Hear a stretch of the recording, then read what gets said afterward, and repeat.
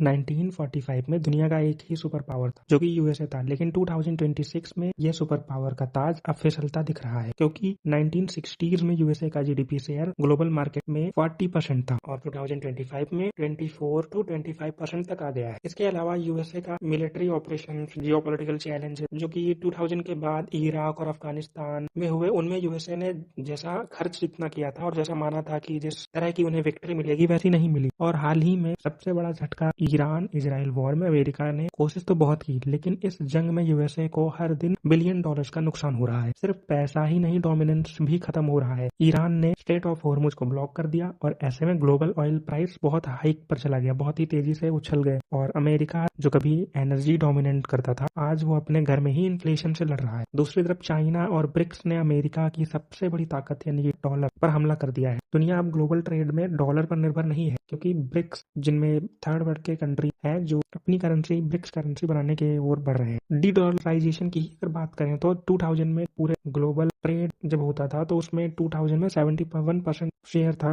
Dollar का, लेकिन 2024 में यह 57% तक आ गया, यानी कि 16% शेयर गिरा है डॉलर का। कल तक जो कंट्रीज अमेरिका के आगे झुकती थी वो आज रशिया और चाइना के साथ खड़ी है। क्या अमेरिका एक रीजनल पावर बनता जा रहा है? इतिहास गवाह है, हर एम्पायर गिरता, चाहे वो रोमन एम्पायर हो चाहे ब्रिटिश एम्पायर हो। तो क्या हम the end of American era live देख रहे हैं? अगर हम यूएसए की स्ट्रेंथ पर बात, यूएसए के टेक डोमिनेंस भी टॉप पर है, यानी कि AI, silicon valley, Nvidia, Apple, Google जैसे। ऐसे में यूएसए एब्सोल्यूट पावर तो अभी भी बना है, 1961 में जैसा था आज भी वैसा ही है, लेकिन इसकी रिलेटिव पावर घट रही है। आपको क्या लगता है, क्या इंडिया इस नए वर्ल्ड ऑर्डर में एक नया लीडर बनकर उभर सकता है?